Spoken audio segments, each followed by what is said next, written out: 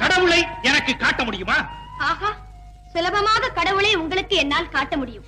என்னடா இது? இந்த கேள்வியை நான் மற்றவர்களை கேட்ட போதெல்லாம் முடியாது என்றுதானே மறுத்து சொன்னார்கள். நீ சர்வ சாதாரணமாக சொல்லிவிட்டாயே. மீண்டும் சொல்கிறேன், சர்வ சாதாரணமாக உங்களுக்கு கடவுளை என்னால் காட்ட முடியும். எங்கே பார்க்கலாம்? இப்பொழுது நீங்கள் என்னை வணங்கினால் நானும் உங்களை வணங்குகிறேன். என் விதி முடிந்து நான் இறந்து விட்டால் அப்போது நீங்கள் வந்து என்னை வணங்கினால் பதிலுக்கு என்னால் உங்களை வணங்க முடியுமா? முடியாதே. ஏன் முடியாது? உன் உயிர் உன்னை விட்டு போன பிறகு எப்படி வணங்க முடியும்? அந்த உயிர் எப்படி போகிறது? நம் உள்ளிருந்து கடந்து போய் விடுகிறது. உள்ளிருந்து கடந்து போய் விடுகிறது.